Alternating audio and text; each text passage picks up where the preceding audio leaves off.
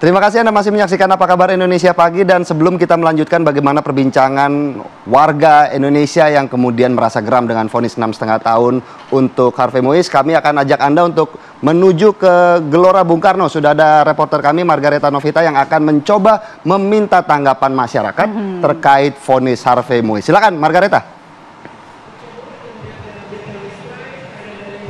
Ya pemirsa, Harvey Moise tersangka kasus timah ini sedang ramai diperbincangkan di masyarakat, dan saat ini saya mau bertanya langsung kepada warga yang ada di Gelora Bung Karno ini terkait vonis ringan yang dijatuhkan ke Harvey Moise. Di sini ada Mas Alex. Selamat pagi Mas Alex. Pagi. Mas Alex, ini tanggapannya gimana? Ini Harvey Moise kan sudah merugikan sekitar 300 triliun. Nah, dengan vonis ringannya 6,5 tahun dan denda 210 miliar. Ini tanggapannya gimana Mas?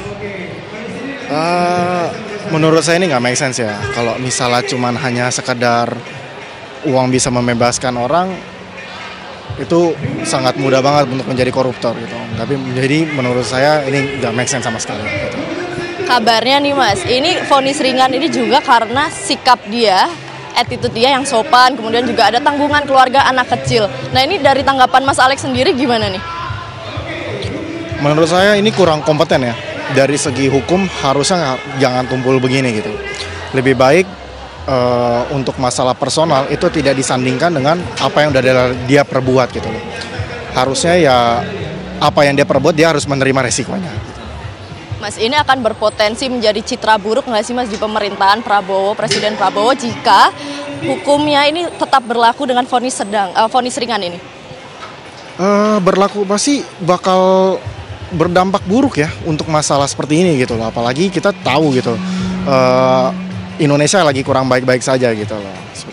Baik, ini kalau menurut Mas Alex, harusnya berapa tahun sih Mas yang make sense untuk membayar kerugian negara nih?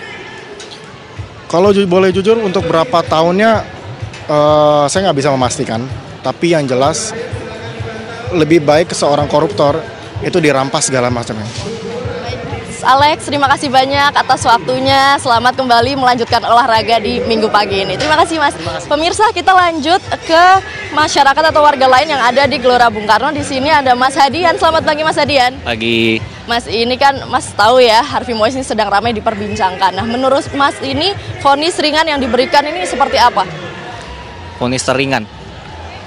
Vonis teringan ya kayaknya minimal penjara ya, tapi kayaknya nggak 6,5 tahun juga sih harusnya ya. Nah, harusnya berapa tahun nih menurut Mas Hadian? Berapa ya? Ratusan triliun ya? Ratusan triliun di atas 20 tahun. Baik, ini Mas kan berkaitan juga sama sikap dia yang sopan, kemudian juga punya keluarga. Nah, ini dari Mas sendiri tanggapannya seperti apa nih? Apakah make sense atau bagaimana? Enggak sih ya, karena pengadilan harusnya tidak memandang apa istilahnya, memandang bulu ya. Jadi harusnya kalau memang yang dilihat itu objektifnya, maksudnya kalau memang kerugiannya sekian, harusnya harus dihukum sekian gitu kan, harus. Baik, kalau untuk nominal sendiri yang cocok berapa triliun ini Mas untuk mengembalikan kerugian negara yang dia buat ini sekitar 300 triliun. Menurut Mas yang angka yang cocok untuk membayar kerugian ini berapa nih Mas? Oh, balikin aja semuanya mungkin ya, seutuhnya kali ya. Oke. Baik, Mas Hadian, terima kasih banyak atas waktunya. Selamat kembali melanjutkan aktivitas dan berolahraga bersama teman-teman. Terima kasih. Ya pemirsa, itu tadi tanggapan dari masyarakat bahwa memang mereka ini menilai keputusan hakim memvonis 6,5 tahun kemudian juga denda sebanyak 210 miliar ini kurang dan dirasa belum memberikan efek jera kepada koruptor di Indonesia. Untuk sementara kembali ke studio. Baik, terima kasih Margareta. Ini tadi tanggapan masyarakat menilai bahwa sangat ringan vonis dari Harvey Moise ini. Nah, salah satu yang juga membuat geram dari warganet dan juga masyarakat adalah ekspresi dan juga tingkah laku dari Harvey Moise ini dan juga istrinya Sandra Dewi ya dalam persidangan. Kita akan membahas itu bersama dengan Mas Kirdi. Mas Kirdi, dari amatan Anda, bagaimana Anda melihat ekspresi dari Harvey Moise ini selama persidangan, terutama atau khususnya saat mendapatkan vonis ringan? Apakah ada ekspresi kelegaankah atau seperti apa? Sebagai awal saya akan bilang bahwa ekspresi kelegaan itu nggak muncul memang di Harvey. Ya, ketika dia terima sidang putusan dan sebagainya. Tapi itu kan jadi pertanyaan kemudian, karena kalau kita libatkan pola sebelum-sebelumnya, bukan cuma di ujung nih. ketika sebelum-sebelumnya dia juga tidak menampilkan penanda bahwa dia takut, gitu kan kelihatan dari kan wajah kalau orang takut, bahasa tubuh yang juga misalnya awkward gitu misalnya ya, canggung segala macam itu nggak keluar sama sekali. Artinya apa? Artinya buat apa lega kalau di ujung nih ya, buat apa lega kalau di sini aja dia udah nggak takut sesuatu. Berarti ini tidak ini lagi ya, kalau tidak saya, berarti lagi ya.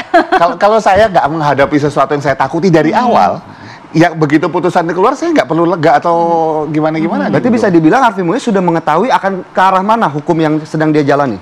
Bahwa itu adalah salah satu alternatif kemungkinan yang bisa kita artikan dari tanda petik tidak ada nervous, tidak ada rasa takut, itu bisa saja. Gini ngelihatnya, kenapa sih orang takut? Pertama-tama sebelum ekspresi itu kan sebetulnya penanda akhir. Ketika seseorang takut itu maka ada tarikan misalnya alis agak ke atas, ada ketegangan di sebelah sini gitu. Itu adalah penanda akhir. Kalau kita tarik lebih awal lagi, orang takut itu karena dia tidak tahu akan menghadapi apa. Ketidaktahuan itu. Nah, ketidaktahuan itu bisa menimbulkan proyeksi pikiran seseorang tuh berpikir, nanti saya A, nanti saya B, nanti saya C, nanti saya yang jelek-jelek. Nah, kalau ujungnya ini nggak kelihatan dan itu polanya terus-menerus dari awal, bisa dipastikan berarti ini nggak ada. Kalau ini nggak ada, artinya dia tidak khawatir. Kalau nggak khawatir berarti tidak muncul ketakutan-ketakutan itu. Nah, itu cuman bisa di tanda petik istilahnya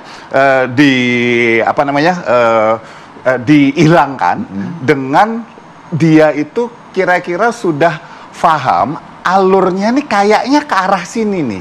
Nah, tetapi siapa yang membuat dia yakin? Itu kan pertanyaannya. Nah, kalau Pak Cudi sendiri melihat, saya menerjemahkan Mas Kim ini terlalu halus ngomongnya. terlalu baik begitu bisa dibilang ya Pak ya? Ya, bahasanya ini sulit dipahami oleh rakyat kecil nih. Iya, betul. Jadi terpaksa saya harus menafsirkan. Ini perkara udah diatur gitu aja lah. Udah Gitu loh. sudah diatur begitu ya. Diatur, Gitu aja lah.